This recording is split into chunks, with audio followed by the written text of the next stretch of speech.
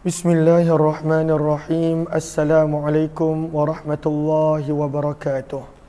Bismillah, alhamdulillah, wassalatu wassalamu ala habibillah Sayyidina Muhammad ibn Abdillah wa ala alihi wa sahbihi wa mawalah. Subhanaka la ilma lana illa ma 'allamtana innaka antal alimul hakim. Wala haula wala quwwata illa billahil aliyyil azim. Allahumma rabbi syrah lana sudurana wa yassir lana umurana wahlul 'uqdatam min alsinatina yafqahu aqwalana. Allahumma faqqihna fid din wa 'allimna at-ta'wil bi rahmatika ya rabbal alamin. Walhamdulillahi rabbil alamin. InsyaAllah pada pagi ini kita nak sambung pembacaan sabdaan mulia baginda Nabi sallallahu alaihi wasallam daripada hadis-hadis yang telah dikumpulkan oleh Imam Tirmizi rahimahullah dalam kitab Jami' ataupun Sunan beliau. Mudah-mudahan kita beroleh manfaat. Maka kita telah tiba pada muka surat 353 pada bab yang ke-30, di mana pada bab yang pada bab yang ke-31, di mana pada bab yang ke-31 kata Imam Tirmizi, bab pada hadis dan riwayat berkenaan ma yajuzu, apa yang dibolehkan, minal masyi, daripada berjalan, wal amali, dan perbuatan, fi salati tatawwu', sewaktu solat sunat. Maka sewaktu dalam solat sunat berapa kadar berjalan ataupun pergerakan yang pada waktu itu dibolehkan. Sebenarnya untuk hadis ini kita nak baca dulu Arafah. Maka kita nak baca dulu Arafah, baris yang ketiga. Maka dalam perbuatan ini Nabi SAW ada membuka pintu yang terkunci. Kemudian dalam hadis yang kita bakal baca nanti, Nabi SAW ada berjalan dan melangkah. Maka kata para ulama, semua perbuatan yang Nabi buat ini, walaupun secara zahirnya adalah nampak seperti perbuatan yang banyak, tetapi hakikatnya adalah amalun qalil. Jumpa tak baris yang ketiga Arafah? Gariskan. Fi bahrir ra'iq an-naghal qalba bi amalun qalil. Sebenarnya adalah perbuatan yang kecil. Dan kemudian pada penghujung baris yang ketiga, wa ammal khutuwat, adapun langkah-langkah yang Nabi berlangkah, maka pada waktu itu ditakwilkan sebagai Nabi SAW ma khata mutawalian, tidaklah berlangkah berturut-turut. Sebaliknya pada waktu itu melangkah 1-2 langkah berhenti, 1-2 langkah dan berhenti. Maka jom kita lihat hadis yang ke-602. Wa bi ilahi qala hadatsana Abu Salamah Yahya bin Khalaf qala hadatsana Bishr bin al-Mufaddal an Burd bin Sinan an Az-Zuhri an Urwah an Aisyah radhiyallahu anha qalat, kata Ummul Mukminin Aisyah, jitu, aku telah datang, wa Rasulullah sallallahu alaihi wasallam yusalli fil bait, dalam keadaan Nabi SAW sedang solat di dalam rumah kami, wal babu alaihi mughlaq, dan pada waktu itu pintu berada dalam keadaan kunci. Maka bila Nabi perasan Aisyah dah balik dan pintu terkunci, Aisyah tak boleh masuk, famasya, maka Nabi berjalan, hatta fatahali, sehinggalah baginda telah membuka pintu untukku, summa raja'a, gariskan bawah tu qahqara, kemudian baginda telah berundur ke belakang. Raja'a maksudnya berundur ke belakang, ila makani, ke tempat solat baginda semula. Wa wasafatil baba, dan Aisyah telah menerangkan bahawa pintu tersebut fil kiblah, berada pada arah kiblat. Berkata Imam Tirmizi, hadis ini adalah hadis hasan gharib. Maka bab yang ke-32 berkenaan adakah boleh membaca 2 surah dalam satu rakaat. Jawapan dia boleh. Boleh membaca 2 surah dalam satu rakaat. Babu ma dzukira, bab pada apa yang disebutkan fi qiraati, berkenaan tentang membaca 2 surah fi rak'atin, dalam satu rakaat. Allahumma salli ala Sayyidina Muhammad. Maka lihat kepada baris yang kelima. Maka pada baris yang kelima Arafah ada disebutkan di sini, yajuzu suratan, boleh untuk membaca 2 surah ataupun lebih dalam satu rakaat pada waktu itu tanpa sebarang kemakruhan, tak ada masalah. Jom kita lihat dalil daripada riwayat. Wa bi ilaihi qala hadatsana Mahmud bin Ghailan qala hadatsana Abu Dawud qala anba'ana Syu'bah anil A'mash qala sami'tu Aba Wa'il qala sa'ala rajulun Abdullah, seorang lelaki telah bertanya kepada Abdullah bin Mas'ud radhiyallahu anhu, an hadzal harfa, berkenaan tentang sepotong perkataan yang ada dalam Al-Quran, adakah ianya dibaca dengan perkataan ghairi asin dengan hamzah ataupun ghairi yasin dengan ya? Maka mana satu betul? Maka pada waktu itu kata Abdullah bin Mas'ud radhiyallahu anhu, kullul Qur'ani qara'ta ghaira hadha. Maka pada waktu itu kata Abdullah bin Mas'ud, kullal Qur'an, adakah seluruh Al-Quran kamu telah baca dengan betul kecuali hanya ini? Maka pada waktu itu lelaki yang bertanya tersebut menjawab ya. Maka berkatalah Abdullah bin Mas'ud, inna qauman, sesungguhnya ada sekelompok manusia, yaqra'unahu, mereka membaca Al-Quran, yansurunahu, mereka menebarkan Al-Quran, nasrat dakal, seumpama pada waktu itu membaling kurma yang busuk, kurma yang buruk. Lihat kepada ad-dakal, apakah ad-dakal pada baris yang keempat? Ad-dakal adalah radi'ut tamar, kurma yang dah tak elok, kurma yang busuk. Maka apakah maksud Abdullah bin Mas'ud banyak orang baca Al-Quran umpama membaling kurma yang busuk? Itu adalah ungkapan yang bermaksud, lihat bawah baris itu, al-muradu minhu adamul ihtimam. Banyak orang dia baca Al-Quran dan baca tidak memberi perhatian, baca tanpa mengambil berat. Maka kata Abdullah bin Mas'ud, banyak orang bila baca Al-Quran umpama membaling, menebarkan kurma yang busuk, maksudnya baca Al-Quran tanpa memberi perhatian. La yujawizu, tidaklah melewati Al-Quran tarakiyahum, pada waktu itu urat di kerongkong mereka. Kata Abdullah bin Mas'ud, inni la'arifu suwar, sesungguhnya aku mengetahui beberapa surah an-nadhair yang pada waktu itu mempunyai persamaan, allati kana Rasulullah SAW, yang mana Nabi SAW yakrinu, pernah menggabungkan antara surah tersebut ketika mana Nabi SAW salat. Qala, maka kata Abdullah bin Mas'ud, fa'amarna al-qamah fasa'alah, fa'amarna al-qamah, maka kami telah memerintahkan kepada Al-Qamah untuk bertanya kepada Abdullah bin Mas'ud tentang apakah surah-surah tersebut.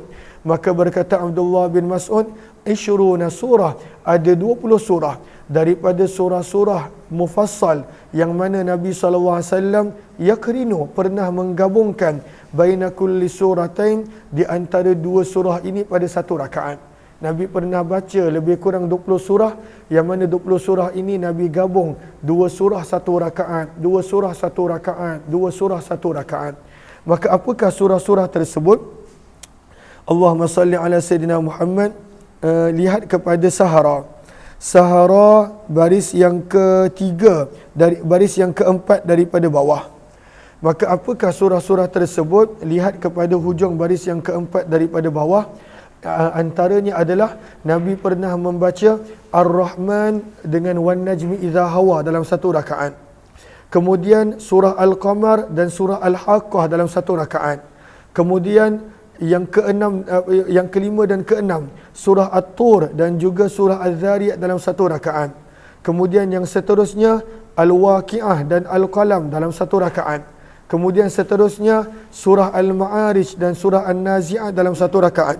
Yang seterusnya Al-Mutaffifin dan surah Abasa dalam satu rakaat. Lain Al-Mudaththir dan Al-Muzammil dalam satu rakaat.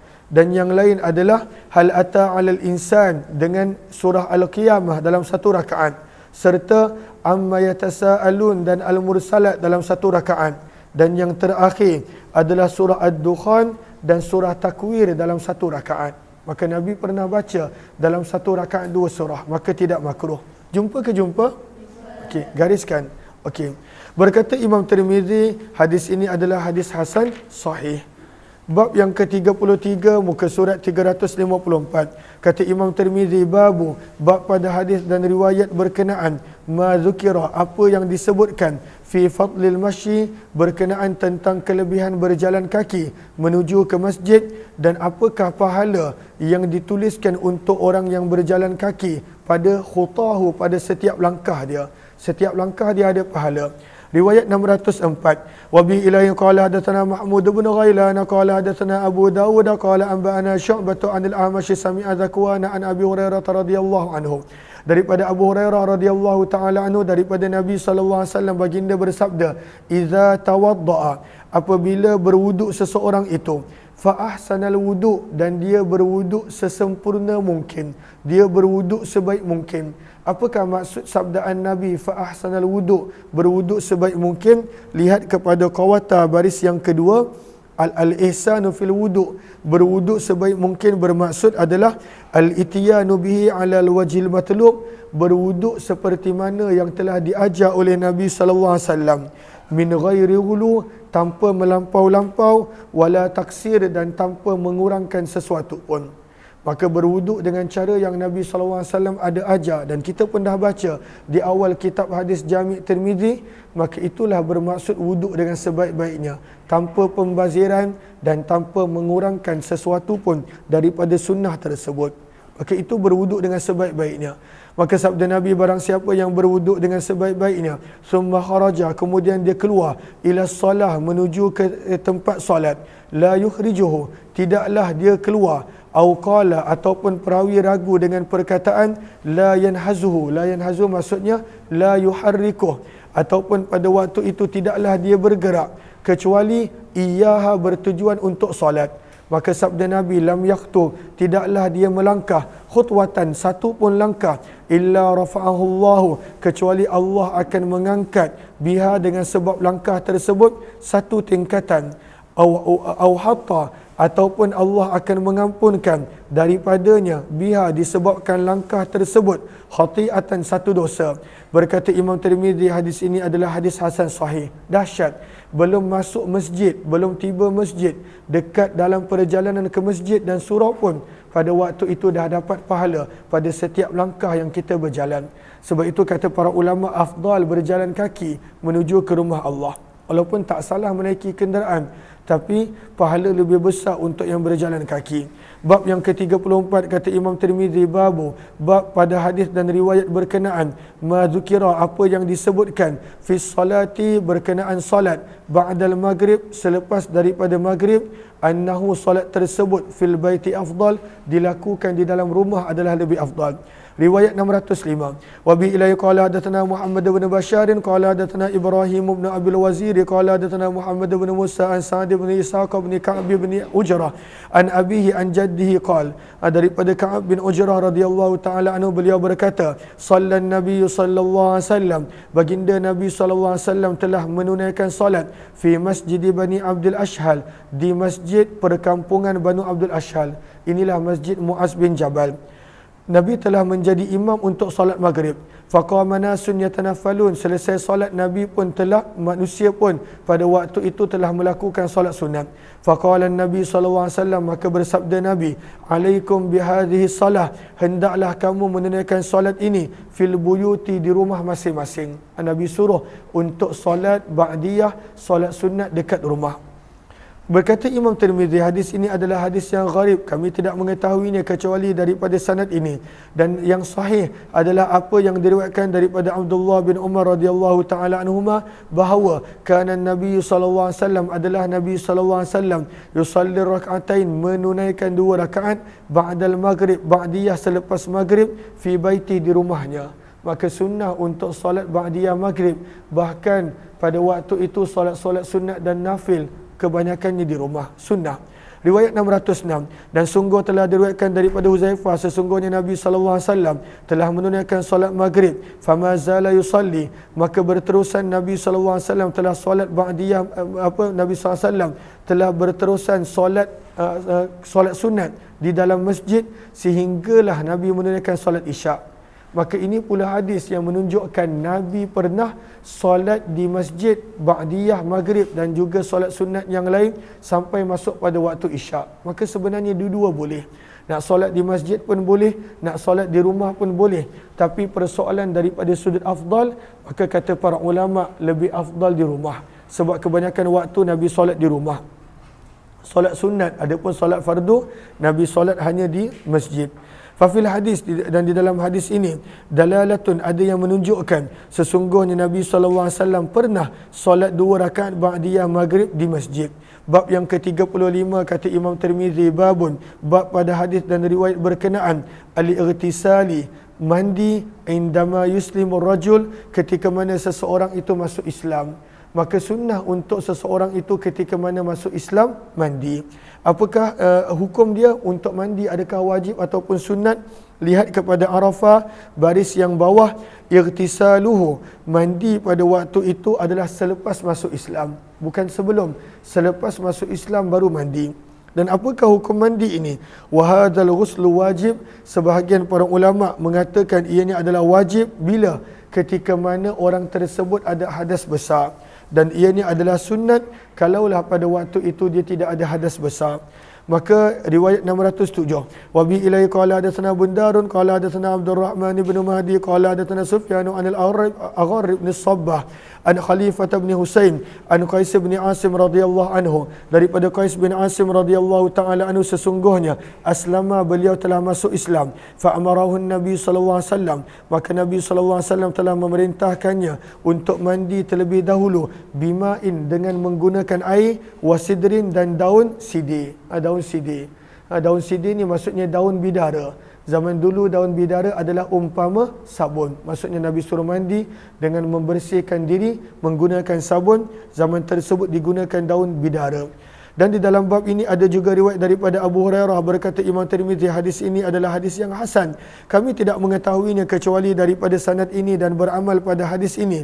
Di sisi ahli ilmu, mereka menggalakkan untuk seseorang ketika mana masuk Islam untuk mandi dan pada waktu itu membasuh pakaiannya terlebih dahulu. Bab yang ke-36, bab pada hadis dan riwayat berkenaan, ma dzukira, apa yang disebutkan, minat tasmiyati fi dukhulil khala', berkenaan tentang sunnahnya membaca bismillah sewaktu nak masuk bilik air. Riwayat 608, wa bi ilai qala hadatsana Muhammad bin Humaid ar-Razi qala hadatsana Hakam bin Bashir bin Salman qala hadatsana Khallad as-Saffar an al-Hakam bin Abdullah an-Nadri an Abi Ishaq an Abi Juhaifah an Ali bin Abi Talib radhiyallahu anhu, daripada Ali bin Abi Talib radhiyallahu taala anhu, sesungguhnya baginda Nabi sallallahu alaihi wasallam bersabda, satru, yang menjadi penghalang dan hijab, ma baina a'yunil jin, di antara pandangan mata jin, wa aurati bani Adam, dan di antara kemaluan dan aurat manusia, apabila salah seorang daripada kamu masuk ke dalam bilik air, ayyakula, hendaklah dia membaca bismillah. Maka bila kita baca bismillah, jin tak boleh nampak pada waktu itu aurat kita. Kalaulah tidak, kita tak pakai pakaian, kita bogel dalam bilik air, maka pada waktu itu jin nampak. Dan mungkin jin pada waktu itu ambil gambar, buat live, pada waktu itu buat video. Apa manusia ni tak malu, tak pakai baju dan pakaian dan sebagainya. Maka pada waktu itu sunnah untuk jangan bertelanjang ketika mana dalam bilik air. Dan yang kedua, bila masuk je dalam bilik air, Nabi ajar baca bismillah. Bila baca bismillah, akan ada penghalang di antara kamu dan pandangan mata jin. Senang je bismillah, tak lama. Bismillah, masuk bilik air. Kata Imam Tirmizi, hadis ini adalah hadis yang gharib, kami tidak mengetahuinya kecuali daripada sanad ini, dan sanadnya tidaklah begitu kuat, dan sungguh telah diriwayatkan daripada Anas bin Malik daripada Nabi SAW sesuatu lebih kurang seperti ini. Bab yang ke-37, kata Imam Tirmizi, bab pada hadis dan riwayat berkenaan apa yang telah disebutkan min sima'i hadhil ummah, bahawa tanda-tanda daripada umat ini adalah daripada kesan sujud dan berwuduk yaumul qiyamah, pada hari kiamat. Umat Nabi SAW ada tanda, dan tanda tersebut datang daripada kesan sujud dan juga kesan wuduk. Lihat kepada Arafah, baris yang pertama. Qila, dikatakan, innal wudu alam yakun fil umamis sabiqah, umat-umat terdahulu tak ada wuduk, hanya umat ini sahaja. Namun pendapat tersebut tidaklah tepat. Wakilah, pandangan yang kedua lebih tepat, bahawa al-ghurrah, pada waktu itu cahaya muka disebabkan wuduk, dan cahaya kaki dan tangan disebabkan wuduk adalah khusus untuk umat Nabi SAW sahaja. Jom kita lihat hadis 609. Wabi ilai qala hadatsana Abdul Walid Dimashqi qala hadatsana Walid bin Muslim qala Safwan bin Amr qala akhbarani Yazid bin Khumair an Abdullah bin Busr, daripada Abdullah bin Busr radhiyallahu taala anhu, daripada Nabi sallallahu alaihi wasallam baginda bersabda, umatku yaumul qiyamah, pada hari kiamat, ghurrum minas sujud, wajah mereka akan bercahaya disebabkan sujud. Lihat kepada Sahara pada baris yang pertama. Baris yang pertama. Maka apakah itu ghur? Maka ghur adalah bayadul wajah, cahaya pada muka. Sementara tahjil pula adalah cahaya pada tangan dan kaki. Itu adalah tahjil, cahaya pada tangan dan kaki. Asalnya adalah keputihan yang ada pada kuda dan pada waktu itu disebutkan sebagai cahaya. Maka sabda Nabi, umatku pada hari kiamat ghurrun, wajah mereka bercahaya, minas sujud, disebabkan sujud. Muhajjalun, kaki dan tangan mereka bercahaya, minal wuduk, disebabkan wuduk. Berkata Imam Tirmizi, hadis ini adalah hadis yang hasan sahih gharib daripada sanad ini, daripada hadis Abdullah bin Busar. Bab yang ke-38, bab ma yustahabbu minat tayammun fit tuhur, bab pada menerangkan, pada hadis dan riwayat menerangkan sunnah untuk memulakan dengan anggota kanan sewaktu bersuci, sewaktu wuduk dan mandi. Riwayat 610. Wa bi ilai qala hadatsana Hannad qala hadatsana Abu al-Awas an Ash'ath bin Abi Syatha an abihi an Masruq an Aisyah radhiyallahu anha qalat inna Rasulullah sallallahu alaihi wasallam kana yuhibbu tayammun, sesungguhnya baginda Nabi sallallahu alaihi wasallam menyukai untuk mendahulukan yang kanan fi tuhuri, ketika mana baginda bersuci, idza tatahhar, apabila baginda bersuci. Maksudnya ketika mana wuduk, ketika mana mandi, sunnah dahulukan yang kanan. Wa fi tarajjulih, ketika mana Nabi sikat rambut, maka Nabi akan sikat rambut daripada belah yang kanan. Wa fi inti'alihi idzan ta'ala, dan ketika mana Nabi memakai selipar dan kasut, maka Nabi sallallahu alaihi wasallam pada waktu itu mendahulukan yang kanan. Kata Imam Tirmizi, Abu Sya'tha seorang perawi, nama penuhnya adalah Sulaim bin Aswad al-Muharibi. Berkata Imam Tirmizi, hadis ini adalah hadis hasan sahih. Jangan lupa sahabat-sahabat, sambil kita dengar hadis, kita baca selawat kepada Nabi SAW. Bab yang ke-39, bab berkenaan tentang menyebut qadrima Aminah. Aminah ada? Siapa ada situ?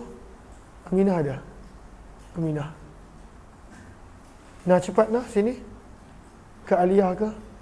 Dekat atas kat bilik live Abi tu, ada kotak warna merah tu. Bawa turun, cepat sikit. Babu zikri, bab pada riwayat yang menerangkan tentang kadar, apa yang mencukupi untuk penggunaan air sewaktu wuduk. Berapakah kadar yang Nabi SAW guna untuk wuduk? Riwayat 611. Wa bi ilai qala hadatsana Hannad qala hadatsana Waqi'un an Syarikin an Abdullah bin Isa an ibn Jabar an Anas bin Malik radhiyallahu anhu, daripada Anas bin Malik radhiyallahu taala anhu, sesungguhnya Nabi SAW bersabda, yujzi'u, mencukupi, fil wuduk, sewaktu wuduk, ritlani minal ma', 2 ritel daripada air. Maka apakah 2 ritel daripada air? Maka kejap lagi kita baca. Berkata Imam Tirmizi, hadis ini adalah hadis yang gharib, kami tidak mengetahuinya kecuali daripada hadis Syarik berdasarkan lafaz ini. Dan Syu'bah telah meriwayatkan daripada Abdullah bin Jabar daripada Anas bin Malik bahawa Nabi SAW adalah berwuduk dengan menggunakan al-makkuk, makkuk, mim kaf waw kaf, al-makkuk. Dan Nabi SAW bila mandi, Nabi menggunakan khamsah makaki, 5 makuk. Maka apakah penerangan yang ada di sini? Jom kita lihat kepada Sahara. Maka Sahara, apakah maksud makuk? Ada mengatakan ianya adalah mud, satu jenis sukatan yang ada pada zaman Nabi SAW. Namun lihat kepada Arafah, baris yang paling akhir. Maka sebenarnya kata para ulama, al-makkuku laisa bimusawin al-mud. Sebenarnya makuk adalah sukatan yang kurang terkenal dan ianya tidaklah seperti mud. Yang terkenal zaman Nabi adalah mud dan sa'. Satu sa' pada waktu itu adalah 4 mud. Satu mud, satu sa' adalah 4 mud. Bererti satu mud adalah 1/4 sa'.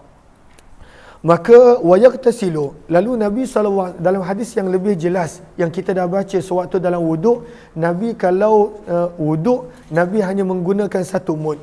Dan kalaulah Nabi nak mandi wajib, Nabi hanya menggunakan 1 sa', bererti 4 mud.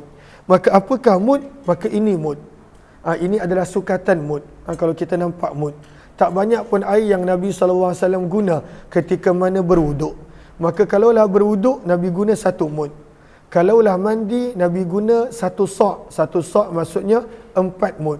Nak menunjukkan betapa sedikitnya air yang Nabi SAW guna.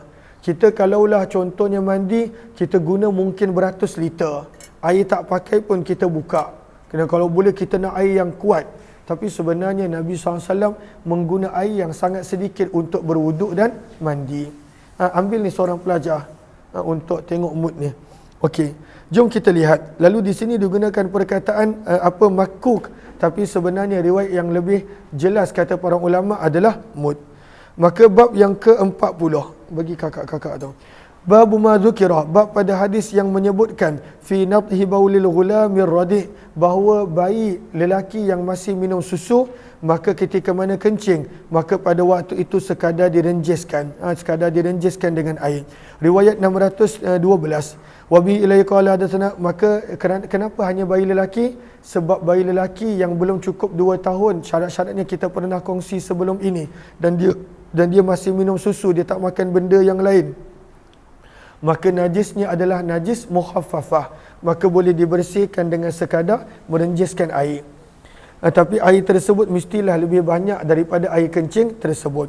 Wa bi ilai qala hadatsana Bundarun qala hadatsana Mu'adz bin Hisham qala hadatsani Abi an Qatadah an Abi Harb bin Abil Aswad an abihi an Ali bin Abi Talib, daripada Ali bin Abi Talib radhiyallahu taala anhu, daripada Nabi sallallahu alaihi wasallam baginda bersabda, fi baulil ghulam, berkenaan tentang kencing bayi lelaki ar-radi, yang masih minum susu sahaja. Sabda Nabi, yundahu, direnjiskan air, baulul ghulam, ketika mana anak lelaki ataupun bayi lelaki kencing. Tapi ada syarat-syaratnya, mesti kurang daripada 2 tahun, mesti pada waktu itu hanya minum susu sahaja.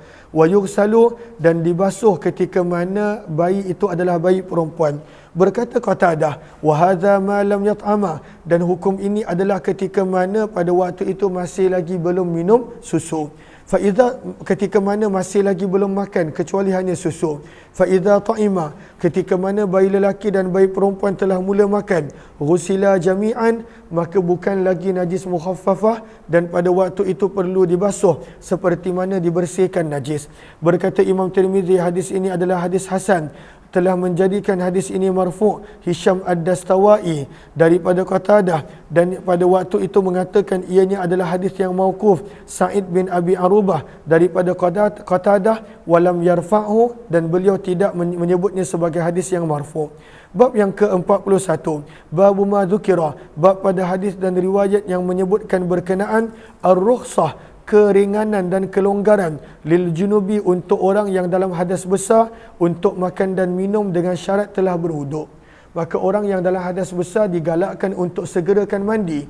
Tapi kalaulah dia nak melewatkan mandi, tapi pada waktu itu dia berwuduk, maka dia boleh makan, minum, tidur dan sebagainya. Kita dah belajar dah hadis ini.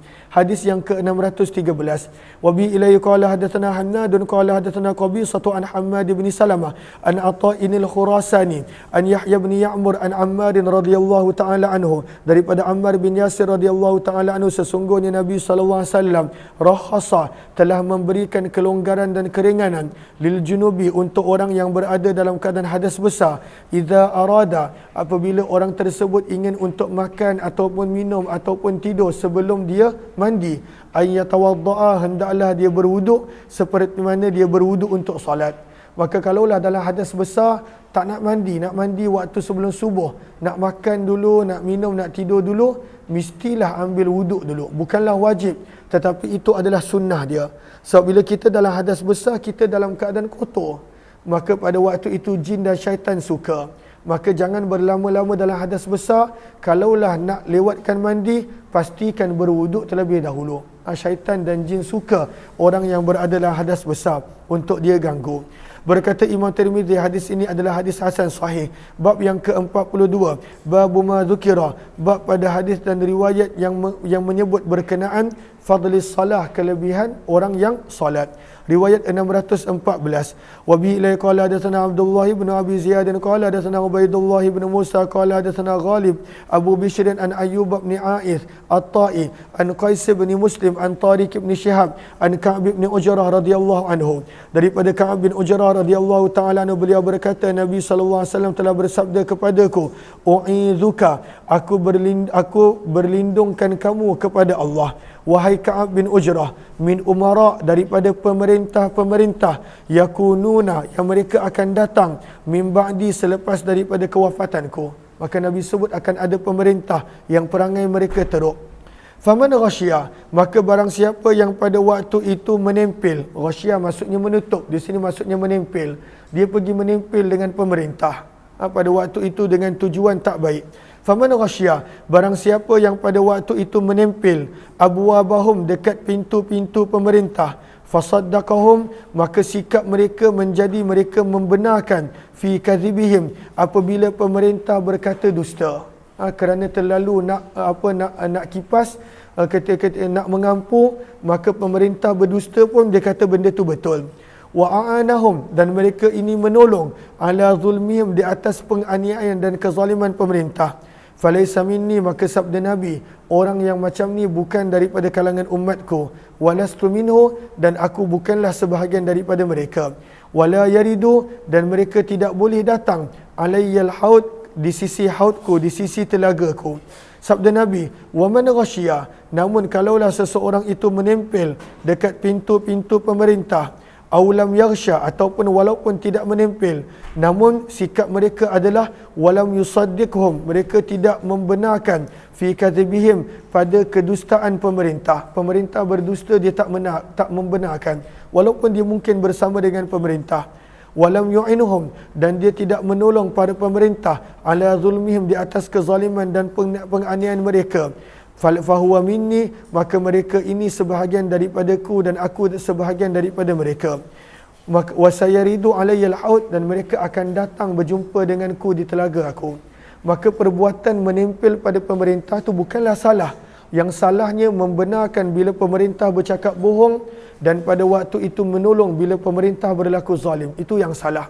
Sabda Nabi lagi, wahai Kahab bin Ujrah, as-salatu burhan, salat itu adalah tanda. Tanda apa? Lihat kepada Arafah baris yang pertama, iaitu tanda iman.